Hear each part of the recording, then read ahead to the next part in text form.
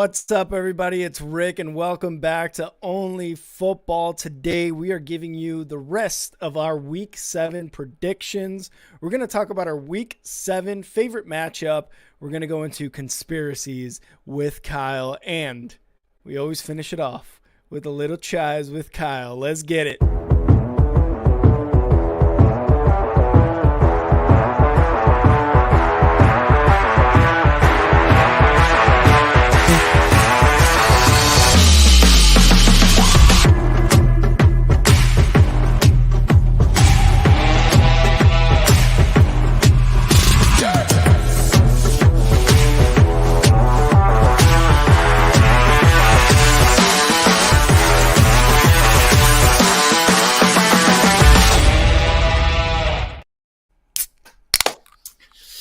Let's go, ladies and gentlemen. Welcome to Only Football with Kyle and Rick, where we're going to give you our predictions. Are we keeping track of this year? Our win-loss record? We got to start this week. I wanted to, and I haven't been doing it. Mostly because obviously I was gone for a while. Clearly you got your two Navy veterans here, protecting your country and whatnot. But, I was gone for a while. I didn't really get back until around week 3, week 4. So that's why I wasn't keeping record. It's on me. I should have been sending them out. I'm wondering who's winning because I know you had a pretty good week 2 weeks ago. Last week went down as a pretty good week for me. Now, I'm gonna talk about it for a second. I did pick the Browns to beat the 49ers. And I did pick the Eagles to take an L. That's not easy to do. And it takes a lot of guts, but sometimes, you get gutsy about the wrong type of games. We'll see how many we can get right this week. And just so you guys all know, also, this is never pre-recorded. I don't know what his picks are, and I definitely don't change mine based on his. And I know he's only done that one time in the history of this show. Change my pick? You were like, you know what? Fuck you. You talked me into it or something like that. Did I? I don't remember that, but I guess. I remember because I was so proud. I was like, wow, was I really convincing? Yeah. No, now I do remember. I do remember now. Yeah. So yeah, I'm really excited to see. Because there's a ton of good football this week. Ton of good football. And we just got done watching Thursday night. If you guys haven't checked out our instant reaction, you can do that on our page. But we are going to talk about the first game. Rick? Let's get into the Week 7 predictions.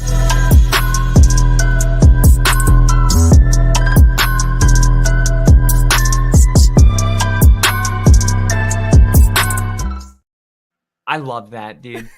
That was awesome. I've forgotten to get to it, but yeah, let's go. The first game to me, and I'm going to say it flat out, this is the game of the week.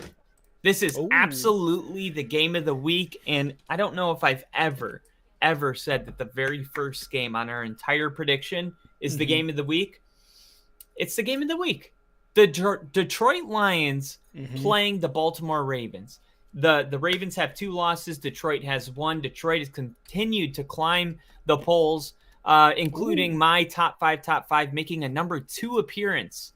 I think that there's a lot to love about what Dan Campbell's doing. So why the hell are they underdogs?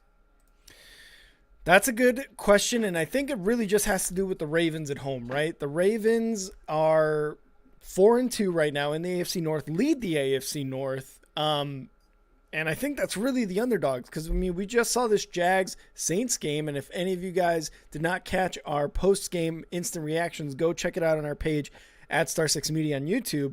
But the Lions are the underdogs because they're in Baltimore. Now, let me give you a couple facts here. Do you know when the last time the Lions were tied or had the best record in the NFL? Do you know what year that was? 1993. 1993, Kyle is correct. That is the last time the Lions were ever in a position that they are in today going into this Week 7 game. Now, Goff huge addition of this team to the Lions, and huge reason why they are 5-1. In the last 17 games, which is basically an entire regular season, 68% completion percentage, 4,400 yards, 29 touchdowns, 4 interceptions. Like, that is a good year for any quarterback. Something I wish I had as a Bears fan. Now, the Ravens, though, the Ravens defense only giving up 163 yards passing per game. But when you look at the quarterbacks that they've played, I think the best one they have played was Joe Burrow, and that was with one leg. You know what I mean? Like, you're going against the backup in Cleveland. You're going up against Gardner Minshew. Like, they haven't had great offenses to go against. It's also including Kenny Pickett, who's having the roughest year in that Matt Canada offense. So also the Ravens offense has been bad, especially in the red zone the last 2 weeks after they were going 80% in the red zone. So maybe that also has to do why the Lions come into this game underdogs. But I don't know, man. For me, I'm taking the Lions. I'm taking them to go 6-1 in week 7 against the Ravens defense, who, yes, they are doing really well against the pass, but they're going up against Jared Goff, who is turned into this, like, not turned into, he has been a very stellar quarterback, but like a resurgence in this Detroit offense. I'm taking the Lions to beat them. I'm going to make this a close game. I'll go by 4. I think they beat them by a touchdown late in the game. They're down 23-20. They get a score 27-24 or 27-23. Yeah, I'm taking the Lions too, and I just haven't seen enough from Baltimore to confidently say that they're going to win, and I know that Baltimore could win this game, and nobody would necessarily be totally shocked. It's not like they would be losing to the Panthers or something like that. Mm-hmm. But if we're just picking the better team, you got to go with the Detroit Lions. They are complete, and they're the better team. What do the Ravens do well offensively? That's a very good question. And I think the only offense they got is their quarterback who was paid. And that's it. And like, he doesn't necessarily put up great stats passing, but he does enough running to make up for the passing, which he has done in previous years. And I think that's kind of their offense, dude. And real quick, let me get to this CP comment. He said, I got the Lions, CP. Thanks for coming on. Cheers to you. What up, CP? He's got the Lions as well. But I really think the only thing the Ravens can do offensively is have Lamar Jackson with the ball in his hand. That's it.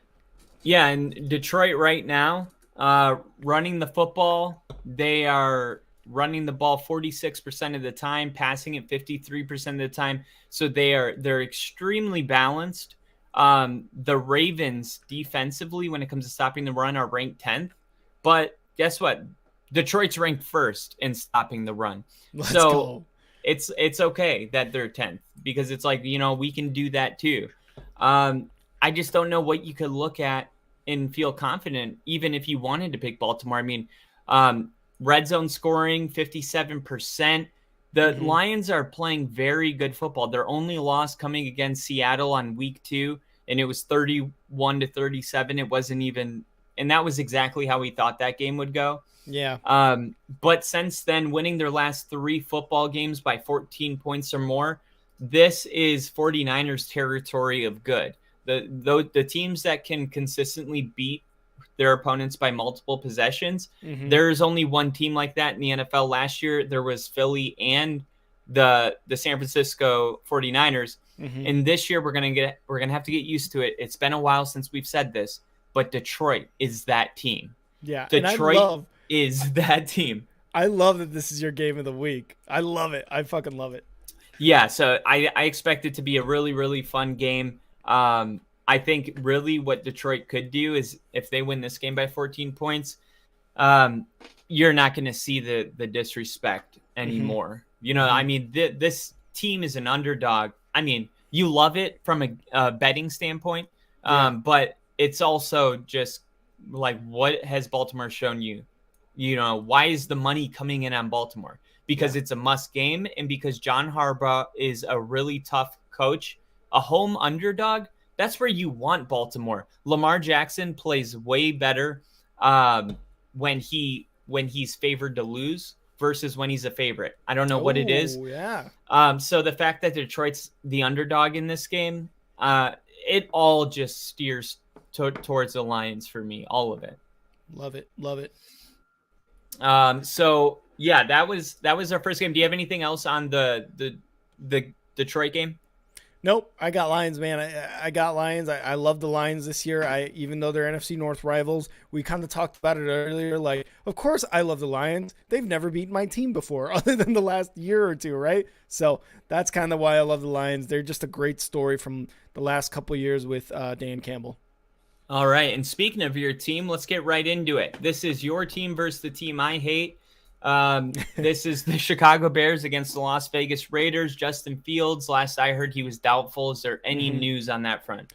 So Justin Fields has been ruled out of the game. It is our backup Tyson Bagent. I think it was Bagent. I don't know. I can't remember.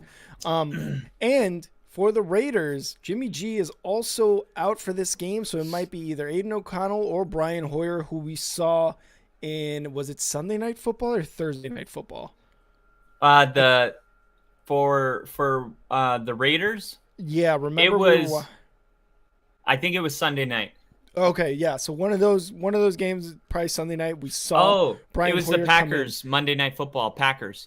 There we go. Yeah, Monday Night Football.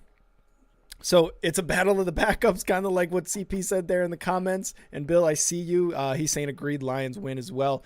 But yeah, it's the battle of the backups, man. And the only difference is the Bears are 1-5. The Raiders are 3-3 with a chance to get a wild card in the division. You know what I mean? Like not in the division, but in the AFC. The Raiders, dude. They do the defense correctly. Like, yes, they were giving up pretty late leads or whatever to the Packers, and they don't necessarily dominate, but they dominate kind of when it counts, right? Max Crosby, you got there. You saw the throw in the end zone for a winning touchdown was knocked down. Like the defense does its job, and. 19th against points per game, 11th total yards per game, passing yards per game are their 8th, dude. Like these guys are good. Yes, their sack numbers aren't up, but probably Max Crosby is the reason for them being not exactly at the bottom of that. The Bears on the other side, man, backup quarterback. He did okay. Obviously, he had those 2 turnovers that led to the loss. Tyson Bagent did, and it's going to be tough to not have Justin Fields because there's always that what if Justin Fields was there for the second half of that game. Do we win that game? Are we 2-4 going into this week with a 3-4 on the line? Like it's just so different. But the Bears doing nothing really spectacular as a team. They have up and down weeks. 2 weeks against the Broncos and the Commanders, they looked like their offensive worries were finally fixed. That's no longer the case, especially with Justin Fields out. I'm taking the Raiders in this one, man. I think even at Soldier Field, the Raiders are going to take the dub, and I know they're the team you hate, and you're probably going to take the Bears, maybe, but I don't see You're already the Bears preparing your heart. Yeah, I just don't see the Bears with a backup QB and this struggling defense, even though they were putting some pressure on quarterbacks to win this game against the Raiders, even if it's Brian Hoyer or Aiden O'Connell. Yeah, I was going to say, I was just posting right here. This was a quote. I didn't get the author's name in yet, but he said, I actually think this is a good matchup for Chicago. If they can run the ball effectively, they can still win. I'm not taking the Bears. Yeah. But I wanted you to know that there are people that really that do this for a living. So it's not a stupid pick. The reason I'm taking the Raiders is because I see them trending in the right direction. Now, I understand that the quarterback stuff's going on, and I'm fine with that. But when you look at how much, since the Packer game, really, how much more the tight ends are playing a role in Josh McDaniel's system, the offense is starting to get their identity looking like, with way less talent, looking like how New England, when they had their tight ends involved with Gronkowski and Aaron Hernandez and all that. Now they're doing the same thing with their 2 tight end. I can't remember his name, 85, and the guy they drafted. Oh, Mayer? Yeah, Mayer from Notre Dame, and then the other guy, Can't remember the other guy. He's getting even more looks somehow. Yeah. So probably because defense is focusing their attention on Mayer, but this Raiders team, even though they're not that great, they still kind of know what they are, and that's kind of priceless when you're playing bottom half teams. Really, just I'll take the team with an identity, and the Raiders seem like they're kind of just now getting into one. Yeah. And the Bears, meanwhile, it's question marks everywhere. I hate to do it. I'm taking their. I'm not going to even say it. You're just not taking the Bears. I get it. And I have to agree with what CP said here. The skill players, the skill positions for the Raiders, just so much better. Yes, Davante Adams, DJ Moore, probably Davante Adams over DJ Moore, I think, just as a career. But DJ Moore is in competition there. But everything else, the running backs, the tight ends, I just think that they're better. Cole Kmet can make an argument for a better tight end. But I just think that the Raiders, skill-wise, are just so much better, especially on the defensive end with Max Crosby in that secondary, and the way they're able to just kind of hold you defensively to very, very few yards. The Raiders, I think, are going to win this one. All right, you heard it from a Bears fan. By the way, you are every time you pick the Bears to lose, they win. So you took the Commanders on Thursday night. Then you took the Bears the next week and they lost. So Let's see if we can keep that rolling. Our next game is for Jinja. We got the Cleveland Browns, my top five Cleveland Browns that I was mocked for picking them in my top 5. And I'm not necessarily crazy, but Rick thinks so. Here we go. The Colts at home. Cleveland coming off a really impressive win, but this kind of looks like one of those games that they'll mess around and make it close and then win at the end, right? And just make me feel like a complete idiot for putting them in my top 5. So I'm gonna double down and say Cleveland wins this big. Ooh, big! I love it. Look, I'm taking the Browns as well, but would you be surprised if I told you that the Colts offensively? You know the script. I know the script. Would you be surprised if I told you that the Colts offensively are at the top half of the league in points scored per game, total yards per game, passing yards per game, and rushing yards per game? Would you be surprised if I said that? I would be surprised about most of them. They are, dude. That's insane to me. And because Cleveland has such a crazy defense, it's going to be somewhat, and I say this slightly, so take this, with a grain of salt. It's going to be somewhat of an evenly matched game, even though the defense for the Browns is probably going to crush this team. Now, this is with about 2 games of Gardner Minshew being the starter, and one of those, he was a straight-up starter. The other one, he's kind of come in for Anthony Richardson and did a spot start as well. So you got to, again, take it with a grain of salt, take it with this, take it with that. Deshaun Watson, as you have up there, is, I believe, questionable, probable. I don't know exactly for Deshaun Watson, but this we don't know yet. This may be the first week that they have him back. Defensive wise, though, the Colts pretty much at the bottom, except for sacks, which they have 18th. They're 9th in the league, and they're 15th in interceptions with 4. So this could be somewhat of a pressure situation for Deshaun Watson. Does he really want to come into a game against one of the top 10 teams' defenses, in sacks? Who knows? The pressure might get to him. He might hurt again. You don't want to rush these things. So can it be PJ Walker? He showed last week that he can manage the game to a dub against the vaunted 49ers defense. So who knows? Will Deshaun Watson play? Will he won't? We're going to find out Sunday morning, and that's kind of how it goes. But I've got the Browns winning this game. It's going to be a closer one than I think you're thinking of. I think it might be within 10 points. Well, there's different models. FanDuel has it at 5 points, and BetMGM, different model, has it at 2.5, predicting a closer game. I think at the end of the day, Indy's going to be looking for a bounce back win, right? They lost last week. Jonathan Taylor finally came to life after his first game back. He had like 3 carries, but I think Indy's going to be able to run the football, but here's the thing. When you look at opponent rushing yards per game and see where Cleveland ranks. They're 4th. They're only giving up 79 yards a game. Like, that's Jesus not Christ. a lot. And then Yeah. when you look at passing defense, like opponent passing yards per game, Cleveland's number 1. So I understand that Indy they're really good at running the football and they can try to keep it close. But at the end of the day, I say if it's PJ Walker or Deshaun Watson, PJ Walker does enough to seal the victory, and Cleveland starts rolling. That's what I think. Starts rolling. I mean, they would be tied, I think, with if everything falls the way we're going. Ravens lose, Browns win, and all of a sudden they're first, or at least tied for first in the AFC North.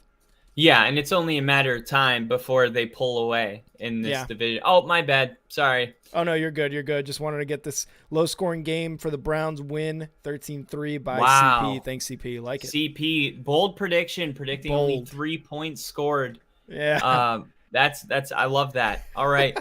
We got Buffalo in Boston, Massachusetts, taking on the Bill Belichick, or the place Bill Belichick used to coach from. We're not sure what he's doing there anymore, but he's still running the show. Buffalo coming off of a win against the Giants. That is exactly how I would phrase it. And again, Bill, we're sorry. But that's exactly what it was. It was a win because of some fuck-ups by, what's his name? The ref? No. The quarterback that the Giants put in. Taylor? Not Taylor Heineke. No. Something Taylor, right? Bill's going to be in the comments here in a bit. I was driving the whole time. I missed it. Yeah. Yeah. You're right. So it was a fuck up there in the second half, or first half. Tyrod Taylor, thank you, Bill. Thank you, CP. Tyrod Taylor messed up there at the 1 yard line, called a run play as an audible. They couldn't get to the line close enough or fast enough.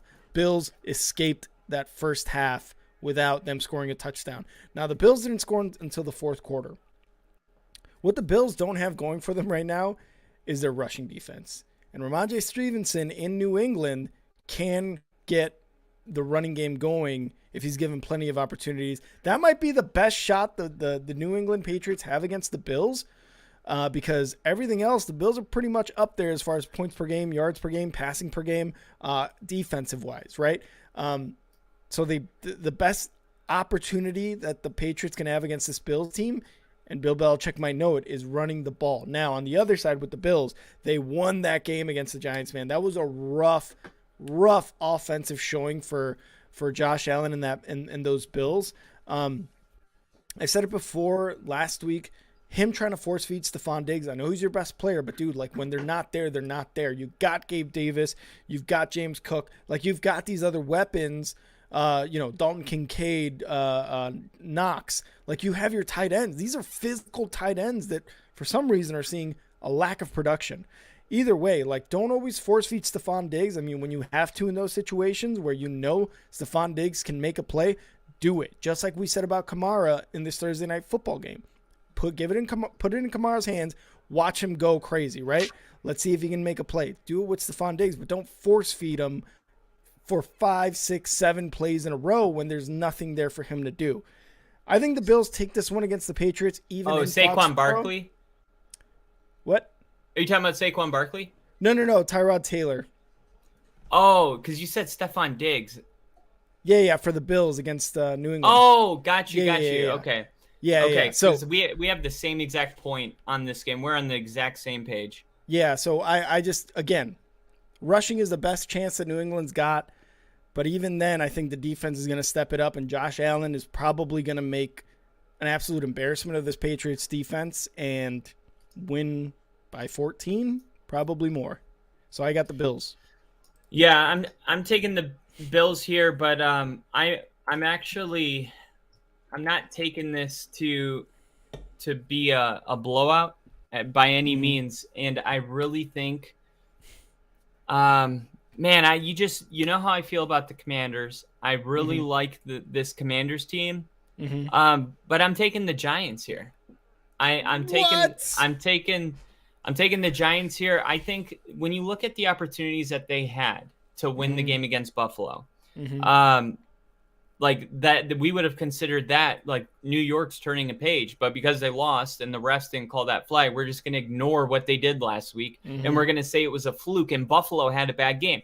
Well, we won't know the answer to that until after this week, but I'm willing to bet my pick that New York did turn a page in that performance. And look, what's the secret sauce to all this? Saquon Barkley is back for the Giants. When Saquon Barkley is out, they have nothing going for them. Daniel Jones wins a majority of the games that Saquon Barkley is in, and I understand he's not going to be the guy running the show, but neither is Tyrod Taylor. Saquon Barkley is going to be running the show. I like New York being at home. Wait, in New this England's game. at home. New England's at home? Yeah, we're talking Bills, New England, right? Oh, I fucked up. I'm on the wrong game. Yeah, I'm on the wrong I was game. like, wait, we're talking New England. That's why I was like, why is he talking about Stephon Diggs? That was so long ago. All right, well, I fucked myself on that one, so you know where I'm at with that game. But finishing up the Buffalo game, since I was so excited to move on, apparently, I see no way in hell New England wins this game. I'm taking Buffalo to win by like 14. Yeah. Gotcha. Sorry about that. No worries, man. Because I was like, I think we're talking about two different games here. Yeah, we've never done that before. Never. This is the first time ever. CP, Bill, everyone else in here. We were just talking about how good the show's been going in the back, in the green room, they call it, or whatever. We were like, dude, our chemistry's so great. And then right after that, we're on two different football games. I love it. So you got Bills. I got Bills. Bills are going to win it. Absolutely. So the game that I was talking about was the Washington Commanders. And that's why I was saying, you know how I feel about the Commanders. I like the Commanders going into New York. I'm willing to bet that New York is going to. I'm telling you, it's going to be very close. I got New York by 1. Oh, wow. And look, I'm going with you too. I'm going with the Giants. Bill, we're going with the Giants, baby, at home against a division opponent. You're going Giants? We're going Giants, baby. We're going Giants. Let's go for Bill. This one's for you, Bill. The defense last week against the Bills, dude. The Giants showed up, man. For 3 quarters, they held Josh Allen, Stephon Diggs, all these players on the Bills to 0 points. Now, can it be credited to the Bills and trying to, again, force feed Stephon Diggs? Maybe. Can it also be credited to the fact that the Giants were able to put some pressure on Josh Allen? Yes, 100% it can be. In Thibodeau, you had Okereke, sorry, Bill, Okereke, all over the field that night, dude. He was killing it. And kind of like you said, have they turned the page over? Definitely on defense. Can Saquon Barkley take over? And can Darren Waller, who saw a lot of targets in the red zone last week, I think they might have a shot here. And I don't know if Daniel Jones is playing. I don't know if you did put up a banner saying that. But if he's not, and it's Tyrod Taylor again. Yeah, Tyrod Taylor's going. Okay, so Tyrod Taylor's going. He learned from his mistake last week. Saquon Barkley can be, like you said, a guy who takes over the show and can run the ball against, the Commanders. Rushing yards, they're 23rd. Rushing yards per game, defense, 23rd. Yikes. This is perfect. And yes, the New York Giants are 31st, but, dude, Saquon Barkley can run the fucking ball. Darren Waller can catch the ball and make stuff happen. I am going Giants. Bill, let's go, baby. Let's go, Giants. And I got to say this because it's really funny. It's funny because I legitimately am dyslexic. Like, I twist things. And I know why I got so confused, and it's because New York played Buffalo, and we were on the Buffalo game, yes, and my brain just couldn't undo it. Even when you started talking about the game, I put up something about Buffalo, and I'm like, why can't I figure this shit out? Yeah, but you put something up about Danny Dimes, and I'm like, that's weird. I don't know what happened, but okay. I can't do this. I can't. Also, so the only thing I think might be a problem for the Giants is if Tyrod Taylor gets a lot of pressure, because the Commanders get a lot of sacks. They get a lot of pressure with their front four. A lot of talent on that front four. We've said it before. That's really the only thing I could see that really kind of breaks that offense in terms of like not producing and getting that dub. Yeah, I can see that. And the Commanders defensively, we talk about how good they are with that defensive front, and Emmanuel Forbes has been really being a ball hawk on Mm-hmm. defense. Jack Del Rio has them very disciplined and well coached, but they are still ranked 27th in Mm-hmm. pass yards allowed. You saw what the Bears were able to do. Denver looked really good against their secondary. They do tend to tighten up towards the end of the game.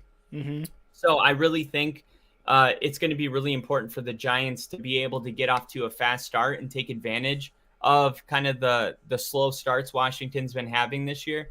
Yeah. But I just really what kind of changes this game for me is it just feels like a long overdue home win for the Giants. Now Yeah. I'm not sure about this, but I think the Giants are they've only lost at home.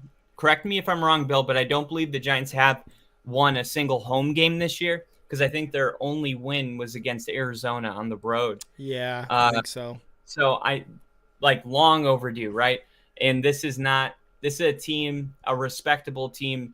This is a victory I think the Giants want to have. And who knows, man? I don't think the NFC is going to be a powerhouse. You got Mm-hmm. your three top teams, but then everyone's going to be like the Saints and the Bucks and the Falcons. And Yeah. if the Giants can climb their way back one game at a time, it would have to start with this one. This is a must-have win, Mm-hmm. and I agree with you. I got the Giants showing up in that. You got Giants by anything else? 3. Giants by 3, baby. I think Giants by 3. Ooh, okay, by Yeah. 3. So I Yeah. took them. I took them by 1. I like the by 3. We did talk about this game very very briefly in our last Mm-hmm. stream just now because the Saints lost, and here we go. Two NFC teams going at it. Tampa Bay at home against the Atlanta Falcons. Both of these teams need to win to try to pull away in the NFC South. That division's wide open. Mm-hmm. Um, I, every time I get burned, every time I pick Atlanta, I get burned, and Yeah. every time I pick against Tampa, it burns me. So I'm gonna just keep doing it. I'm taking the Falcons to win. You're I insane. understand. You know what? Well, You're you're I insane. just can't figure it out, dude. Tampa Let Bay's me really that good defensively? let me woo you. Ritter has been defeated on the road. The last 10 games, the last 10 road games for the Falcons, they have averaged 10 points and are 1-9. They're 1-9. Will the streak of being defeated on the road for Ritter be broken? Absolutely not, dude. Take the Bucks. I think Baker Mayfield, after last week just getting embarrassed, I think he's gonna take that and want to win at home big against Atlanta. They know they're struggling. The home record winning streak is over. What I do like is that Desmond Ritter's throwing the ball a lot, getting a lot of yards, getting his targets done for Drake London, for Kyle Pitts, and we talk about him a lot, but what's his name, the running back, Bijan Robinson. I just think that Baker, after all the mistakes he made last week, overthrowing his receiver, getting sacked, running the ball terribly, whatever it was, he's going to want to win big at home to show Tampa Bay Bucks fans and the coaching staff, hey, you made the right decision with me, and we're going to have a shot at this NFC South. I think they win big at home against the Falcons. The Falcons just suck on the road, and they're going to keep sucking on the road as long as Desmond Ridder is the quarterback there. Yeah, and like for Atlanta, it's been a week of like almost putting it together, and I know what that looks like. But Atlanta at least has an identity, and they're gonna run the football. Mm-hmm. That's their shit. That's what they do. They run the football. So when you're looking defensively, because we know the Bucks and their defense has been pretty good this year, but when it Mm-hmm. comes to running the football, Tampa is ranked 7th. So they're Yeah. top 10. You know what I mean? And Mm-hmm. Atlanta hasn't necessarily been really, really good at running the football, to be totally honest. Like, that's their thing, but they were Yeah. better at it last year at this point. They were leading the league for most of the year last year in running. Right now, they're 10th. So this is my matchup right here. You got the Ooh. 10th rushing offense and you got the 11th rushing defense. That's why I say that this is going to be a really close game, and I'm gonna take Atlanta. To me, Tampa hasn't done anything yet for me to go, you know what? Tampa's actually the best team in the NFC South. Not one time did I say that. So until Tampa proves it to me, like, and I don't even know if a 1-point win would do it. You know what I mean? Like, they need to really separate themselves. And even though their record's pretty good, I just don't feel that way about Tampa yet. Yeah. And yeah, maybe I'm totally wrong on this one, but I'm just gonna have to wait and see. But I'm right there with you. I got Tampa Bay losing at home. Wow. This is gonna be a really, really fun next game that we're about to do right here. Unless you got anything else on that one. Yeah, real quick. Tampa Bay loses this game. They move to 3-3. Atlanta moves to 4-3. If Baker has a game like he did last week, where he looks just completely off the script with his wide receivers, he's not making the correct moves, he's not throwing the ball great. Are we seeing sort of something of a change there, quarterback with Baker, or is he going to be the starter for at least another game, or is it like Baker's game? It's Baker's the quarterback there, like no matter what. Baker's the quarterback there.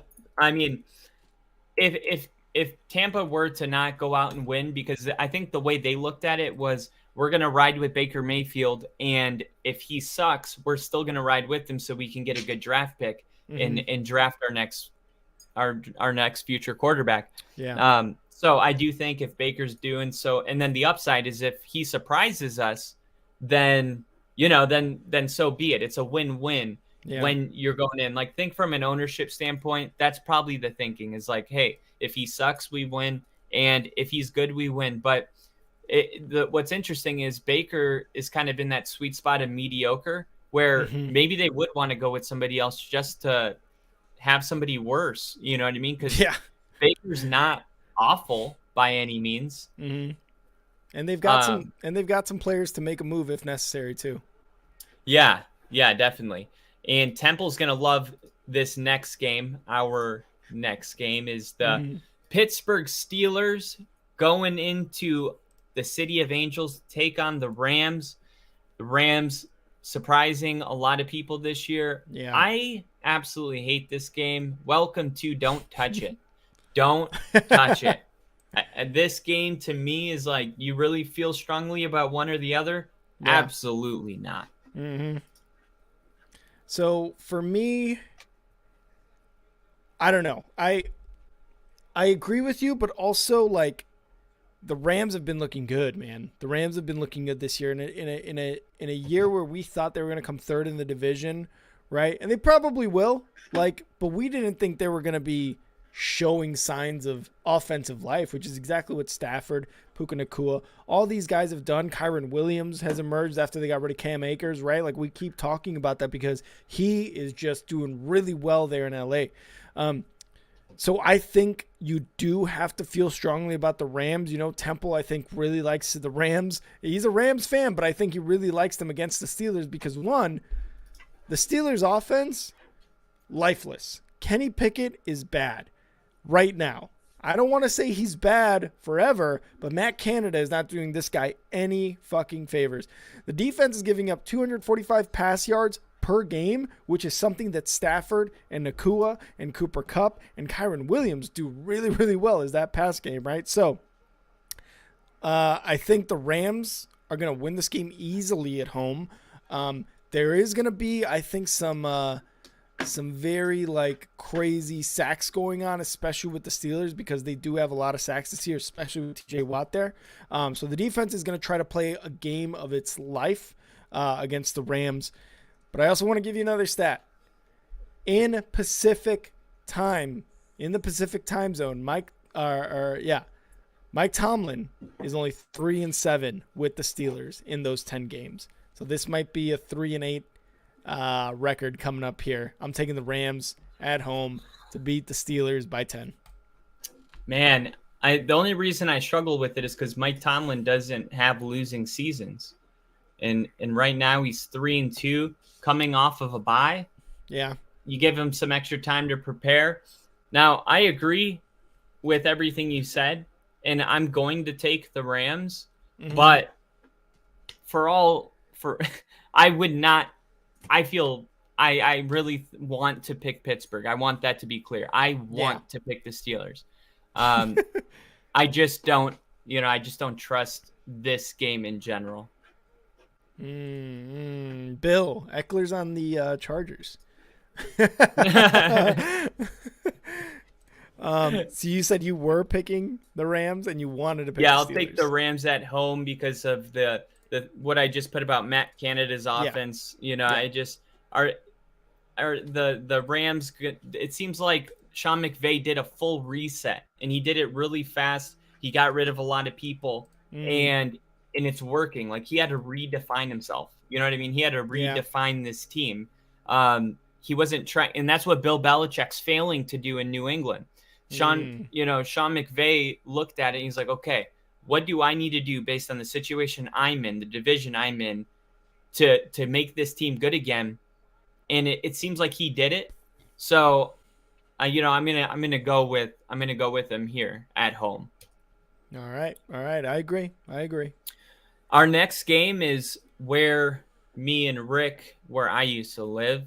It's the Seattle Seahawks, home of the what? Seahawks? 12th man.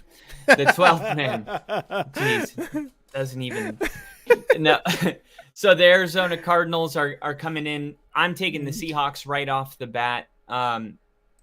Arizona, Kyler Murray is practicing again. I don't know if you guys saw that. Kyler Murray's practicing again. He was just cleared to go back to practice. So Arizona's been playing tough, while he's been out. They have not, like we were just saying 2 weeks ago, if anybody's playing Arizona in Arizona, the players know this is a work trip. They got to go earn that win. So I'm not going to let a couple wins, make me think like Arizona's gone. They're still fighting really hard and playing close games. But Seattle's at home, the 12th man. I'm going to go with Seattle in this game. 100%. As someone who lives in the area, the Seattle area, yes, I know how important that 12th man is. I know how important Lumen Field is for the Seattle Seahawks. What I love most is their coach, Pete Carroll, man. He's doing stuff with Geno Smith. He's making this team just like, I don't know, relevant in the NFC West. Again, we didn't think they were going to go to the wild card last year, and they did, and it's because of good coaching. And Geno Smith kind of having a resurgence kind of year, right? Now, Kenneth Walker's doing really well. DK Metcalf, I don't think he's having that great of a season. You saw him get in like fights, causing penalties. Don't love that, but just out of frustration. I think that's kind of what it was last week. The rushing defense for this, I believe, Seattle team, yes, 5th in the league, only giving up about 70, 80 yards. The rushing offense for the Cardinals, 6th in the league, doubling that at 141 yards per game. That's going to be a crazy matchup, I think. And that's, I think, what really I think the passing game is really what's gonna determine who wins this game, but that's gonna be a battle. Like, can you get the running game off to a good start? And if so, cool. That opens up the pass. There you go. You just run the ball now. You know what I mean? Like, and against this Cardinals team who has struggled hard with Joshua Dobbs and James Conner, I believe is still out. There's really no hope in picking the Arizona Cardinals in this game, especially in Seattle, man. Joshua Dobbs is gonna be he's gonna struggle because the Seahawks do get to the quarterback. We saw what they did against the Giants. I believe they sacked him 11 times or 7 times, Daniel Jones, something like that. One of those numbers. It was a high number. They get to the quarterback and they get to him with a ferocity that reminds me of 2006 Bears. But I think I'm taking I'm taking the fucking Seattle Seahawks to win this game. And Joshua Dobbs is going to have a 2-interception type of night with Witherspoon there at cornerback. Yeah, and I'm looking right now. Arizona, you got to give Dobbs credit because one thing that he has done is keep Arizona in the games. And when you look at what is the biggest teller of who will win and who will lose, it's turnovers. If you can win the turnover battle, then most of the time if you lose, it'll be a close margin, but you'll always be in the game. Yeah. Dobbs has only thrown, like if you look at the interceptions, I believe too, NFL team interceptions thrown per game, Arizona's ranked 4th with 0.5, right? Yeah. Like the Raiders are the worst, right? So they're protecting the ball, and I think just that will keep them in games. We hear about this all the time. Like, you get a backup quarterback, and it's like, no, he's not great, but he also doesn't throw interceptions. You're Teddy Bridgewaters, you know what I mean, that are just going to come in and give your defense a chance to try to win the game. And the way I see it kind of playing out after 4 red zone trips resulted in nothing last week, I think this is going to be a team ready to capitalize and not do what happened last week. So for that reason, I'm right there with you. I got the Seattle Seahawks winning this game at home. That is a afternoon game, 4:05 for the East Coast, 2:05 your time. So let's go. And this game, ladies and gentlemen, this game right here, this shit right here, this shit I wait 4 years for, and I get it once every 4 years. Yep.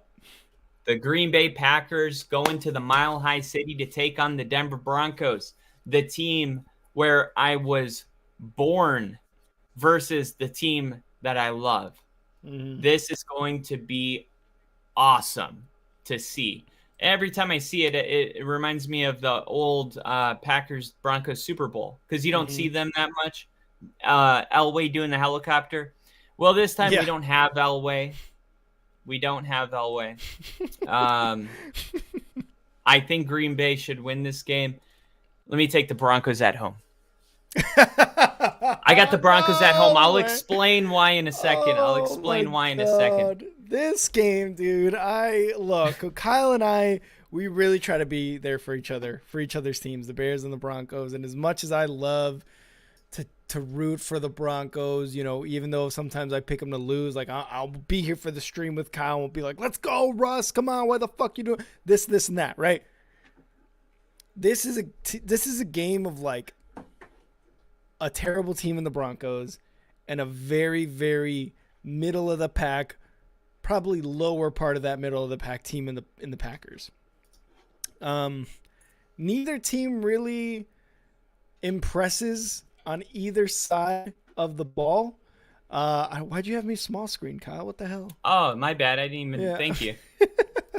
Neither team really impresses on either side of the ball, I would say. Really, it's just the quarterbacks. The quarterbacks are probably the best part of this game. You know, you got Jordan Love, who is in his first full year of starting, and he's making mistakes. But again, when they played the Raiders, you know, in that Monday Night Football game, he took that shot in the end zone. I love the aggressiveness. Could he have done something better on that first down? Yeah, maybe. But, I mean, you love the aggressiveness from a young kid who wants to win the fucking game. And Russell Wilson having one of the better seasons in his career, too. You know, 12 touchdowns, only 4 interceptions right now. Like, that's a good ratio, even through 6 weeks of the NFL, right? These are going to be the absolute most important people in this game. It's not going to be the defense, not going to be the offensive line, it's not going to be the running backs. It's going to be who's the better quarterback in this game. And yes, you look at Russ, he's the better quarterback in a career. But just in this game, who's going to be the better quarterback? The guy who throws the most yards, the most touchdowns, that's the guy who's going to win. It's not going to come down to rushing. It's not going to come down to defense, because to be honest, both of these defense stink. It's really just going to come down to, can Russell Wilson out quarterback Jordan Love? And I'm betting no, unfortunately, Kyle. I'm sorry. I'm taking the Packers. I'm taking the Packers, unfortunately, in this game. Especially, come on. I know, and they're in Denver. I want them to win, but I got to take the Packers in this one, dude. The Broncos have showed me zero reason why to pick them. You know when Bruce Almighty's doing that interview by the Niagara Falls, and he's like, "Is it my hair, Bill? Are my teeth not white enough?" Yeah.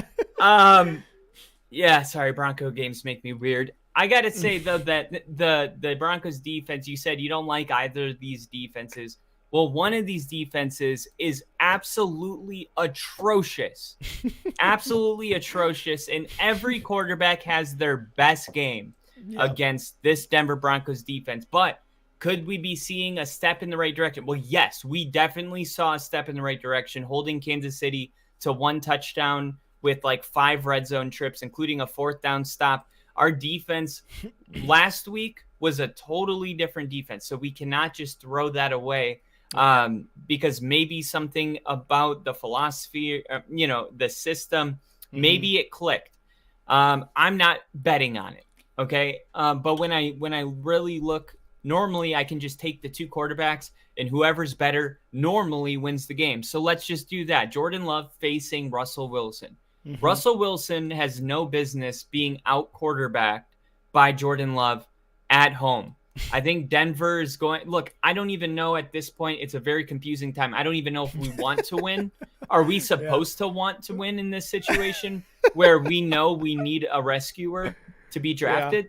But the thing is it's like Justin Fields. He knows that his job is on the line.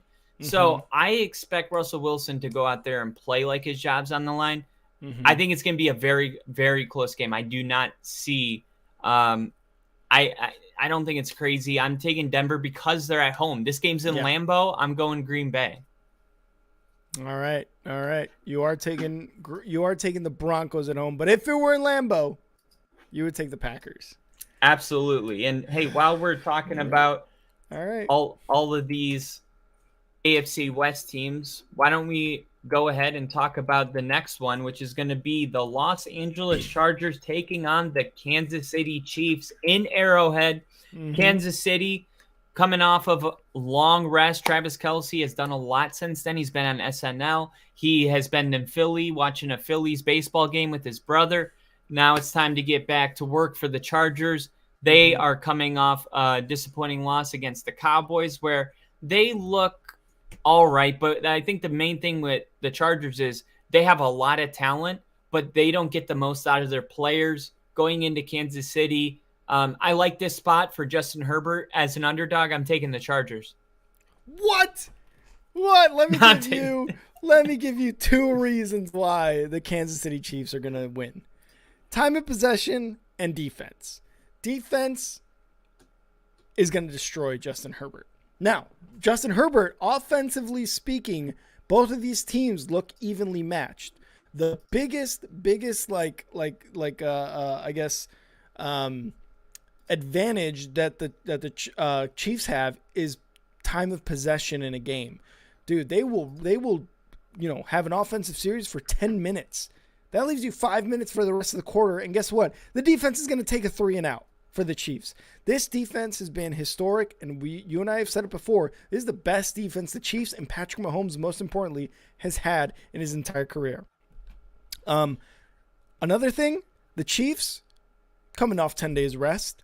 Chargers coming off 3 days rest. It's almost like, or 4 days rest, whatever it may be. It's almost like they hate the Chargers and they want them to lose because the Chiefs have all the rest they need. Their defense is still been good. Their offense, while Patrick Mahomes hasn't been astounding like he usually is. If you remember last year, I would be like, another 350-yard game, 2-3 touchdown game by Patrick Mahomes is getting boring because of how good he is. He's not there yet, and you could see it in the stats, but I think he's going to get there soon. And the Chargers are probably going to be one of those games where the Chiefs and Patrick Mahomes get there. Now, Chiefs, since Patrick Mahomes has been a starting quarterback in 2018, 27-4 against the entire division. That's only 4 losses. Dude, I can't see the Chiefs losing at home against the Chargers with their defense, time of possession, Patrick Mahomes, their record. It's been 6 years of pure domination of that AFC West for the Chiefs. Chiefs are winning. Chargers, though, probably going to put up a fight. I'm thinking maybe like a 30-24, 27-20 type of game. Yeah, and I don't think it's crazy. Last season, I was trying to put it up. The Chiefs did sweep the series against the Chargers for the first time since Justin Herbert is the Chargers quarterback. So it's not like, in recency, we haven't seen the Chiefs beat the Chargers Yeah. in over a year. But when you look at collectively Chargers Chiefs, they go both ways. They sometimes they win, sometimes they lose. They're kind of toss-ups, but I put it up here. The Chiefs had 9 days to rest since last Thursday night. The Chargers played on Monday night. They only have 5 days. It always seems like the Chiefs just have very favorable things happening. I just got to say it. But anyway, I really think that this may be a case of, like, Denver only had 4 days to prepare for the Chiefs game, and they played the Chiefs really tough. Yeah. So sometimes when you have a quick turnaround, when you're coming off a loss like Dallas, you want to get back on the field. I think the 5 days is good, and I think the 9 days is bad. And I just think sometimes it plays out like that. I literally, what people are pointing at as the advantage, I'm going to take it as the disadvantage. And I think the Chargers come out, like, if the Chiefs win, not shocked. But if we're talking about this game turns into a shootout, which offense do I trust more? The Chargers. Absolutely. I think so far through a year and a half, a season and a half of picking Chiefs game, I would love to see what your record is because every time you pick against the Chiefs, it does seem to backfire. You're like, no, you know what? This is the time they're gonna lose. It's not good. This and that, and it's just like, ooh, I don't know about that record, but no, man, I've got the Chiefs all day. That defense is gonna make problems for Justin Herbert. You already saw he had issues going to his guys last week, and Quentin Johnson, a guy who really the Chargers team and the fans thought was going to be really well, hasn't really panned out this year so far. So, and they've already lost Mike Williams. Like, they've got Austin Eckler, and they've got what's his face, the other wide receiver, Mike Williams. No, the other guy. Not what's his face? Not Austin Eckler, but oh, you're talking about I think you know what I'm talking about. Yeah, of course. Keenan Allen. Keenan Allen, there we go. That's kind of who they have to rely on right now.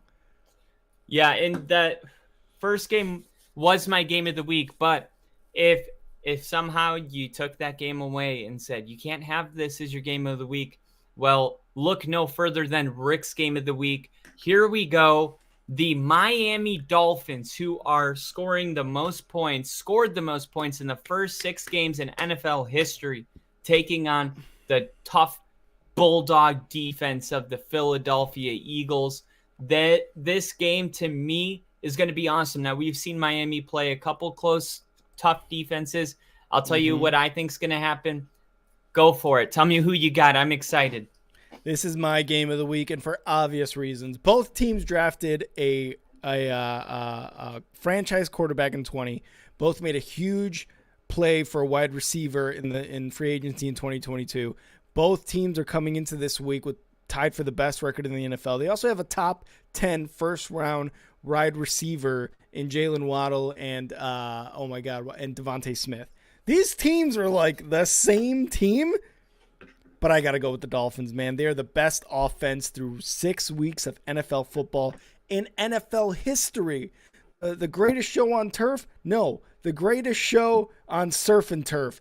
Dolphins in Miami. I like it. They're fucking killing it right now. I'm taking the Dolphins in Philly. It's going to be a hostile environment. And look, the Dolphins lost against, who was it? The Bills, I believe.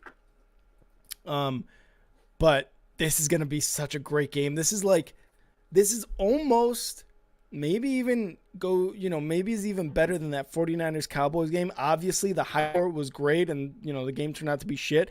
But I think the hype and the game in this one will be good for football. Sunday Night Football could not have picked a better matchup. This is my game of the week, and this is going to be a hell of a game. I'm taking Dolphins.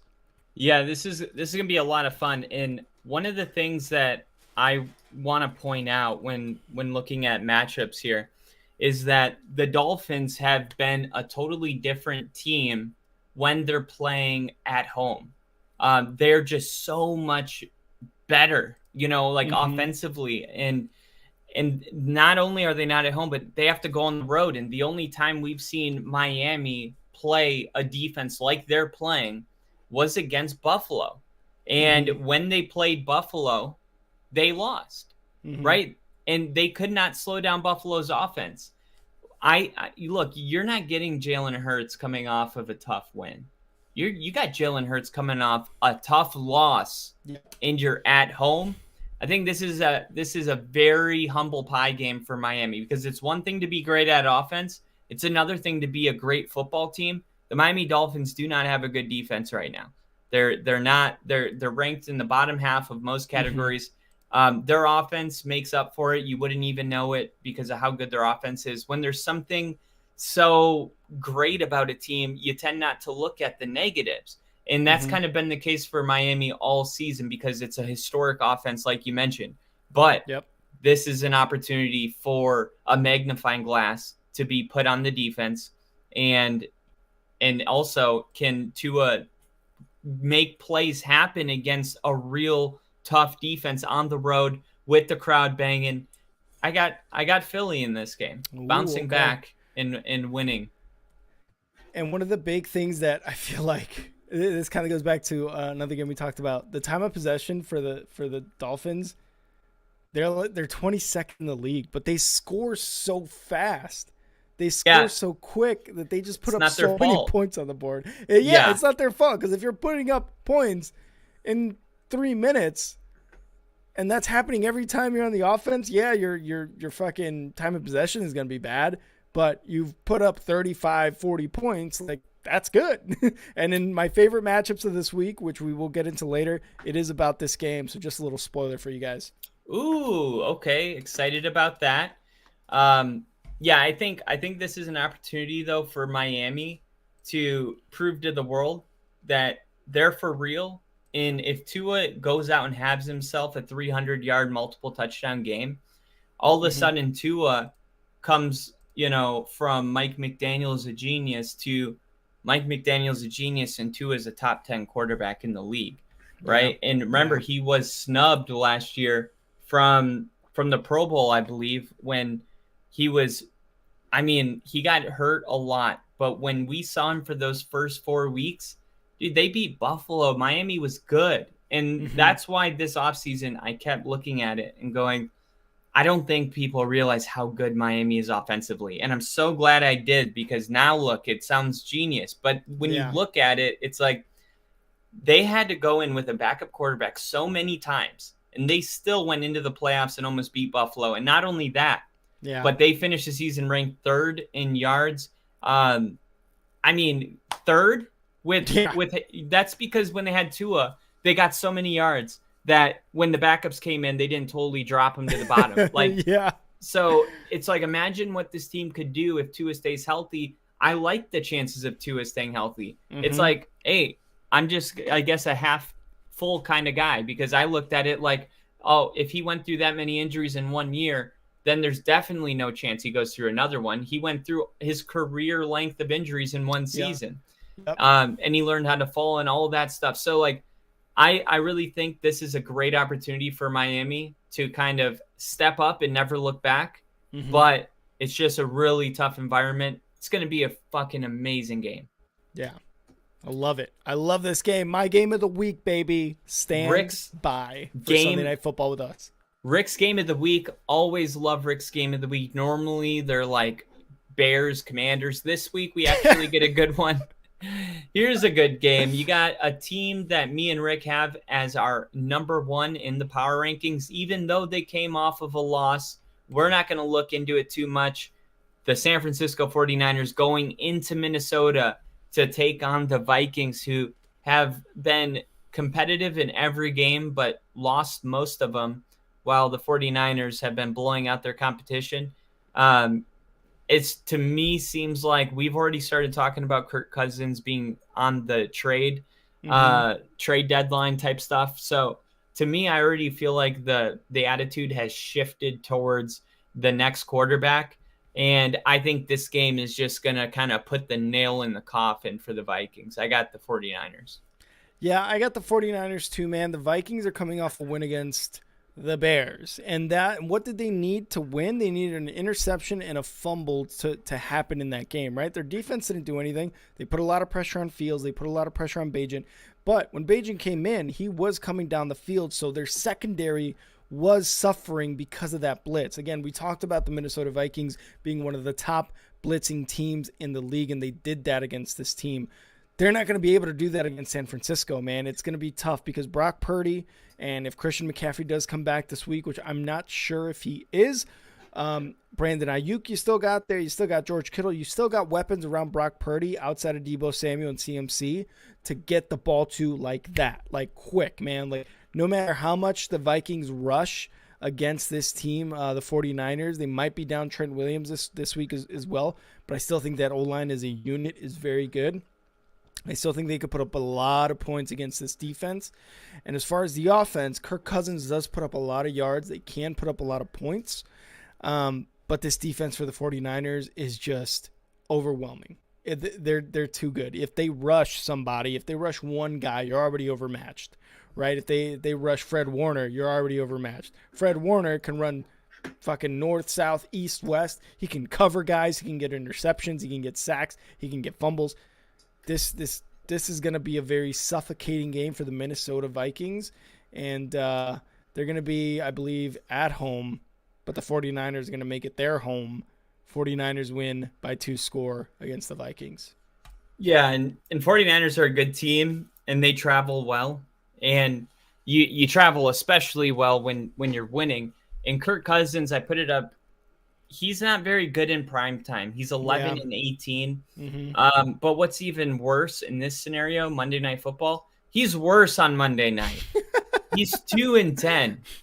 A 2-10 record on Monday night. That's, you know what they say, like it's a trend at some point, right? Yep. And you know this San Francisco defense is gonna be mad as shit that they lost to PJ Walker and the Browns, dude. They're gonna be mad as shit coming into this game, and Kirk Cousins is gonna hate the Browns by the end of this game. He's gonna get fucked up. Yeah, and here's the other. If they had a chance to win this game, it would have been if they were able to ride with Justin Jefferson. No JJ for this game. Yeah. It was the Achilles. I think he's going to be out for 4 weeks minimum. 4 to 6, I believe. Yeah. Yeah, 4 to 6 weeks. So you look at the Vikings, and it almost feels like we're kind of getting to the worst place to be is where the Vikings are right now, right? Because you don't know what to do. It's like, do we tear it down, or do we, hey, can Kirk Cousins actually win us a big game if we get a better defense? It's fair to believe that. But at the same time, man, it's just, you don't know what to do with this team. The Vikings just aren't very complete. I thought Brian Flores would make a big difference defensively. He's a great coach, but it's not his coaching. It's that they're limited with the talent.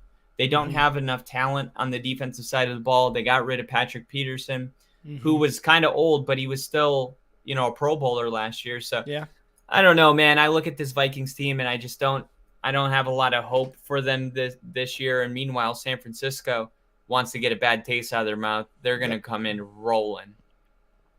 Yep, and that was our Week 7 predictions. We are doing our predictions for Thursday Night Football now on our Monday episode, which is our recap episode. I know it gets kind of weird, but just stay tuned. And, if you can't catch the live stream, we obviously post these videos up the following day, so go check it out there. But that is the final game of our Week 7 predictions. I think Kyle and I are going to get every single game right, except the ones that Kyle disagreed with me. I'm going to get those right. Kyle's going to be wrong. That's usually how it goes. Not lately. All right. Let's move on to our next segment, one that I am pretty excited to get to. Week 7, favorite matchup of this week. Kyle, do you want me to go first, or would you like to go first? Yeah, you can go first. All right, so I mentioned it earlier during our predictions, and it was the Dolphins-Eagles game. What I'm most excited to see about this, right? The Dolphins' defense versus a struggling Jalen Hurts. Jalen Hurts has 4 touchdowns, 4 interceptions in the last 3 games. Those were against the Jets, the Rams, the Commanders. 0 against the Commanders, but 4 against the Jets and the Rams. Jets, good defense. Rams, not so good defense, right? So the Dolphins are 3rd in the league in sacks. And my favorite matchup right there is to see whether or not the pressure will get to Jalen Hurts to cause more interceptions in this game. The passing defense, the rushing defense, not great for the Dolphins. They're bottom of the league, and they have Vic Fangio there. He's probably going to get it right soon. But right now, the best thing that this defense on the Dolphins has going for them is the quarterback pressure and the sacks. 3 in the league, like I said. Jalen Hurts is struggling right now. His numbers are nowhere near what his numbers were last year. Lane Johnson was out last week as well. We don't know what his status is yet for this week.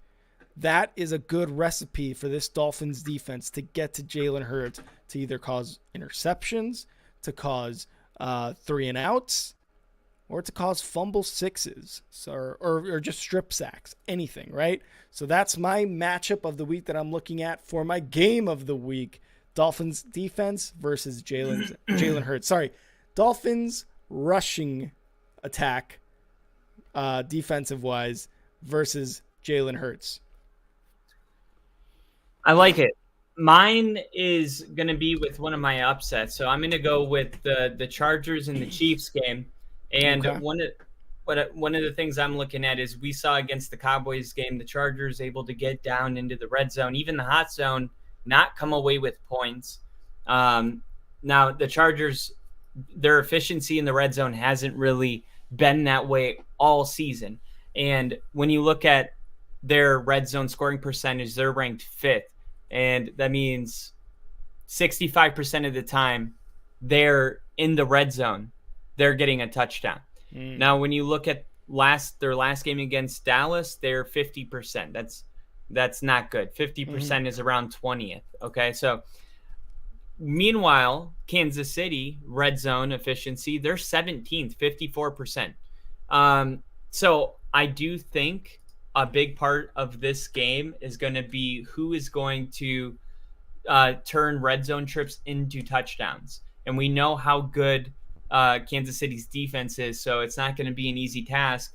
But I think when you're playing Mahomes, you have to capitalize on scoring opportunities. The Chargers are the 5th best at doing that, and that's part of the reason I'm taking Chargers.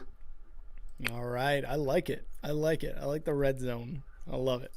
We'll see if the Chiefs defense can do it though, because I don't know what their percentage is in the red zone. I just think a lot of teams don't really get in the red zone on the Chiefs defense, but that'll be an interesting one to watch. You got anything else, Kyle, for favorite matchups for Week 7?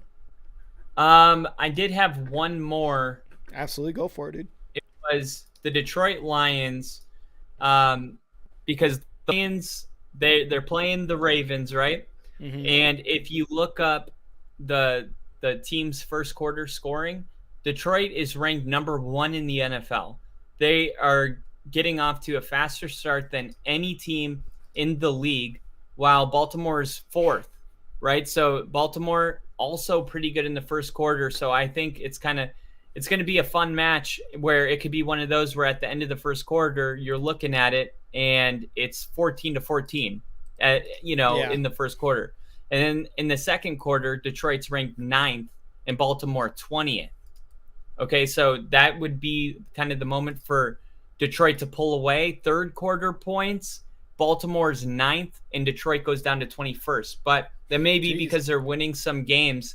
And, if you get off to a fast start, you can be conservative. Like, think about that Packer game. Detroit was really running the ball in the third quarter. But what I see when I look at that is that when Detroit has to answer, they're able to score touchdowns, and it almost looks as if the reason that their scoring goes down is because of the first and second quarter. They got themselves to a lead. That's why they've won their last 4 games by 14 points or more. So I think Baltimore may be able to try to stay in offensively, but the reason this is a key matchup, or why I'm pointing it out, is because we may have not even seen the Lions fully unleash besides against Seattle, where both teams scored 40 points. So I think the first quarter is really going to be a big tell on how this game's going to go. Detroit not being an underdog on the road. Dan Campbell hasn't been an underdog in quite some time, probably week 1. So I'm excited to see this Detroit team in a hostile environment, in a Baltimore defense where they're very physical. You know, it's Baltimore. I think defensively they're ranked in the top 10 in a lot of categories. This is a big test, and Detroit's going to have to come out and punch them in the mouth in the first quarter if they want to win. All right, let's see what happens in that Ravens-Lions game. And obviously catch our live stream on Sunday, guys. We're going to be here streaming all the games on Sunday morning to Sunday Night Football to Monday Night Football, right into our Week 7 recap with Kyle and I here on Only Football. Let's get into our next one. Conspiracies with Kyle. Oh, Kyle's got the music coming up.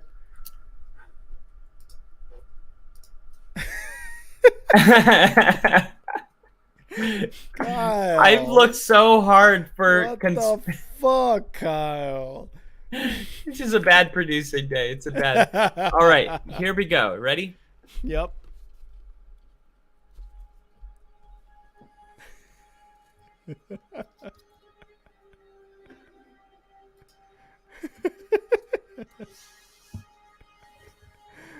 Oh, what is this? The Cleveland Browns were never made to succeed. The Cleveland Browns, from the beginning of their days, were made to be the league's worst team. If you will, a get-well game. Why? It's a great question. It all starts in 1995, the darkest year in Browns history. 1 year before their team would go to Baltimore and be the Baltimore Browns or whatever, they were 5-11, and they lost to the Jacksonville Jaguars. Jaguars, very important into this whole thing, and so are the Panthers. Ooh. Why? Because the Carolina Panthers and the Jacksonville Jaguars, in their first 2 years of being an NFL team, made it to a conference championship. The NFL said that was fast. Too fast. Maybe we're being too generous to these new upcoming teams. We're giving them too many draft picks. So what did they do when the Browns came in? They had a harsher set of expansion draft rules that limited the kind of coach they could get, so they couldn't trade for a good coach. They ended up having to settle with Chris Palmer. They had a lack of a draft. When it comes to the amount of days, this is going to blow your mind. When it comes to, I get really into it. I love it. When it comes to the amount of days that Jacksonville had before they started, right? The Texans, the Panthers, all of them. The Jaguars had. Hold on. Don't. Hold on. Kyle is talking about how the Browns have never been set up for success. Kyle. The Jacksonville Jaguars had. Here it is. 1,000 days until starting. That was the Texans. Now the Jaguars and Panthers each got 640 days. Okay? Now, the Jags and Panthers were the most recent team. So when they ended up going to the conference championship in the first two years, guess what they gave the Browns? 369 days to become a team. Wow. So they literally, because of the success that the Jags and Panthers had, they gave them half of the time to get ready while handicapping them by taking their draft capital. Mm-hmm. And yes, Cleveland made some bad draft choices and stuff like that. But what makes Cleveland unique from any other team in the NFL is that they're the only NFL team that was actually set up to not succeed. And anybody that knows the Browns knows that. That is the dark history of the Cleveland Browns. Let's go. Give it up for Kyle's conspiracies. I love it. How long did it take you to research that? Because the days one is crazy. Only 369 days to form a team versus 1,000 for the... Who was it? 1,000 for the Texans. Only 1,000 for the Texans, yeah. 600 for the Panthers and the Jags. That's insane, man. You're only giving a city in just 1 year to go from nothing to put an NFL product out there. Yeah, not enough. Wow. It's 100% though. That's what it is. The NFL saw Jacksonville, and hockey might do the same thing because Vegas went to the Stanley Cup their first year. Yep. Don't get it twisted. If they make another football team, don't be surprised if the rules are a little different, because that's exactly what happened to the Browns. They got the shit end of the stick of the success that the Panthers and Jags had, which is funny because the Panthers and Jags, it's not like they won Super Bowls or anything. You know what I mean? Two franchises that don't have a Super Bowl yet. Mm-hmm. So when you look at it, it's like, what was there to really change? I mean, the fact that they went to an AFC championship, who cares? It's not like they went on, 2 Super Bowls in 3 years or anything like that. They have yet to win one. It looks silly now to look back and be like, the Jags and Panthers were so good that the NFL made new rules for the Browns. They weren't that good. They were good. Yeah. They went to the AFC championship. They beat Denver actually in the divisional round. It was a huge upset in 97, but they were not, so good that the NFL needed to change their policy at all. I wonder what it was that really makes them not want to have new teams succeed. I wonder what it is, because you look at that and you're like, we can attract some more cities because look at the turnover. In 2 years, you go to a conference championship game. You may not win it all, but hey, that's a great foundation for success. I wonder what that may be with the NFL. But yeah, that's a crazy one. That's a crazy one. I hope you guys enjoyed it. I know Bill loved it. Yep. All right, let's move on from Conspiracies with Kyle. This is the second or third edition of Conspiracies with Kyle, so keep up this season as Kyle ramps up the spookiness. But let's move on to the little chives. Little chives? Little chives, Kyle. Put it up. Put it up. Put it up. Oh, put it up. Put it up. The chives. Keep doing it. Don't stop. Don't stop. The chives. Don't stop. With Kyle. Let's go. Kyle, what you got for us? All right. So I wanted to mention something about the Chiefs game, okay? Andy Reid is 27-3 in his career when he has a 4+ day rest advantage over the opposition. So we talked about it earlier that because the Monday Night Football game, the Chargers are actually only getting 4 days of rest. 5. While the Chiefs, because they played Denver on Thursday night, are going to get 9 days. So in any game, Andy Reid has had more than 4+ days than the opponent. He's 27-3. Mm-hmm. Okay. So I said sometimes time can be a bad thing. Well, for head coach Andy Reid, time has never been a bad thing. Andy Reid has always been a coach that responds very well to time. That's why he's one of the best September coaches in the NFL, because he had all offseason to prepare for games. And he's going to come out and he's going to be ready. I only made this my chives because I said sometimes time is a bad thing. I wanted to make sure that I mentioned that going off history, there's no reason for me to have this belief, right, that the Chiefs are going to do it. It's just a gut feeling. All right. I like it. That's the Chives with Kyle. Bill said, we were just in the green room talking about how well in sync we were today. Oh, I love it. Hey, Bill, Tyler, Edub, CP, everyone in the comments, not only in this stream, but in our instant reaction stream during our Thursday Night Football stream. Thank you guys so much for being in the comments, for tuning in. We got into some pretty good numbers today streaming wise, so very thankful for all you guys tuning in. And again, hit that subscribe button on YouTube if you're tuning in there. We're trying to get to 500. We're about 156 away, so we would love to get to 500. At Star 6 Media on YouTube. Yeah, we would. Just like Kyle said, See, we're in sync already. We're always in We're sync. back, baby. What a great episode we had, Kyle. I loved every second of this episode. And if you guys enjoyed it, go follow us at Star6 Media on Instagram, YouTube, TikTok, Twitch, and Facebook, and at _Star6 Media. You can follow me on Twitter at and now Rick. Kyle, what about you? You can follow me at FTBLONLYPODCAST. That's supposed to be football only podcast. Go ahead and follow me. I've been doing a lot better with posting. I'm starting to get more active as our channel continues to get traction.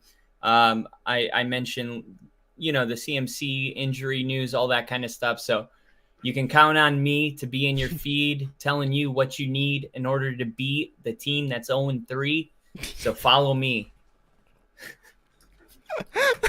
Do we need to add a rap with Kyle now? And just like ask Bill down there in the comments. We're always messaging back, tweeting back. So don't be afraid to follow and just send us a quick tweet. Kyle, as always, dude, it's been a blast. Another great night of football. A full day of football coming up on Sunday, which we will be here for. So tune in. Kyle, always a pleasure, man. Absolutely, brother. See you. See ya.